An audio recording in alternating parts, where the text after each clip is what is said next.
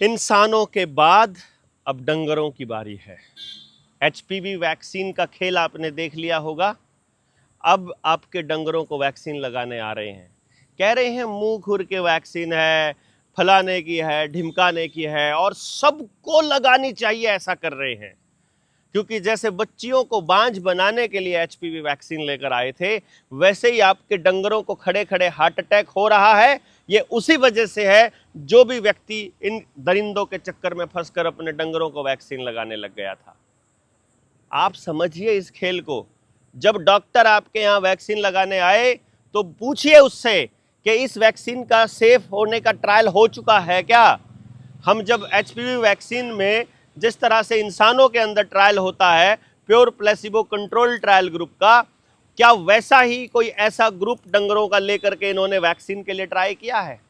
क्या उसका कोई डेटा अवेलेबल है? उस डॉक्टर से लिखित में मांगिए। ये वीएलडीए डॉक्टर लगा देते हैं, डॉक्टर नहीं है, सिखाया गया है सिर्फ इनको टीका ठोकना। और इसी के लिए डंगरों के अस्पताल बनाए थे, इसी के लिए इंसानों के अस्पताल बनाए थे कि आपकी पूरी की पूरी नस्ल को खराब कर दें। इधर से पुराने पेड़ों को काट करके हाइब्रिड पौधे लगा रहे हैं आपके पार्क्स में, उधर से सारे के सारे पेड़ काट करके पर्यावरण का सत्यानाश कर रहे हैं और आपको कहते हैं आप पेड़ लगाइए। जो पेड़ आप लगा रहे हो नर्सरी से लेकर के वो हाइब्रिड पेड़ है, और जो पेड़ वो काट रहे हैं वो देसी पेड़ है। जिन बच्चों को वैक्सीन लगा रही है वो हाइब्रिड बच्चे हो रहे हैं, जिन डंगरों को लग रहे हैं वो हाइब्रिड डंगर हो रहे हैं। आपने देखा होगा गाय को या फिर भैंस को जब भी वो टीका लगाते हैं आर्टिफिशियल इंसेमिनेशन से, गर्भाधान का जब केस होता है, सिर्फ भैंस या गाय पैदा हो रही है, यानी कि हमारे यहाँ बुल पैदा नहीं हो रहा। इधर आप देखेंगे तो इन लोगों ने स्पर्म काउंट को शून्य कर दिया है, यानी मेल यहाँ भी खतरे में है। आप इस खेल को समझ क्यों नहीं रहे हैं? आपकी ज़मीनें चाहिए। समाज को तोड़ने के लिए ये लोग गांव के गरीबों के घरों को तोड़ रहे हैं, क्योंकि एक दिन ऐसा आएगा जब हम सब लोगों को इकट्ठा होना होगा। उस वक्त वो गरीब आदमी इन लोगों को बोलेंगे कि जब हमारा घर टूट रहा था तो तुम चुप क्यों थे, तब हमारे साथ क्यों नहीं आए थे। इसलिए सभी गांवों को इकट्ठा होकर खड़े होने का प्रण लेना चाहिए। सब लोगों को सबकी ज़मीन और सबके मकान बचाने का प्रण लेना चाहिए, और हम सबको एक दूसरे के साथ खड़े होकर अपना एक समाज बनाना चाहिए जो व्यापार आधारित ना हो, व्यवहार आधारित हो।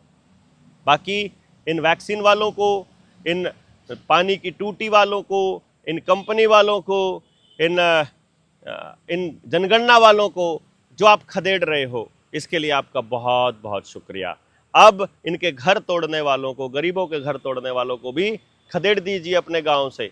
अपने ग्राम सभा का 70% लोगों का सिग्नेचर करके प्रस्ताव पास करके भेज दीजिए अपने सेक्रेटरी के हाथों बीडीपीओ के जरिए कलेक्टर तक, ताकि वो बता दे उन लोगों को कि गांव अब एक साथ आकर के खड़ा हो रहा है, अब गरीबों के घर टूटने नहीं देंगे।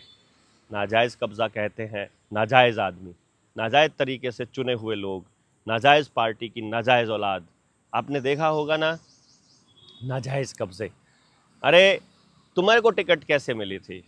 तुमने कोई योग्यता साबित की थी क्या? तुमको लोगों ने बुलाया था क्या? तुम लोगों के रिप्रेजेंटेटिव हो या पॉलिटिकल पार्टियों के रिप्रेजेंटेटिव हो? तुमको किसने चुना था? अगर इन नेताओं से कोई ये पूछे तो पता चलेगा बाजार की नाजायज औलाद, बाजारू लोग हैं ये, जो गाँव को और समाज को खराब कर रहे हैं। जूते पड़ेंगे ऐसे हरामियों को आने वाले समय में। और पंजाब खास तौर पे ध्यान दे ले, खालिस्तान का दंश झेलने के लिए तैयार हो जाइए। खालिस्तान कैसा ही शब्द रहा हो आज से पहले, संत भिंडरावाला को आप कितना ही पूछते हो, ये प्रोपेगेंडा गैंग पंजाब के लिए पूरा वॉर रूम तैयार कर रहा है, पूरी पोस्ट तैयार कर रहा है, लोगों को दंगाई बनाने की तैयारी कर रहा है, प्रवासियों के ऊपर आक्रमण कर के पंजाब को अनसेफ करने की तैयारी कर रहा है।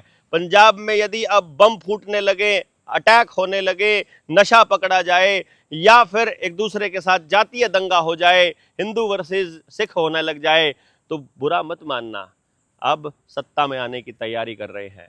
किसी भी हाल में ऐसे नेता को माफ नहीं करना है जो भाजपा ज्वाइन कर ले।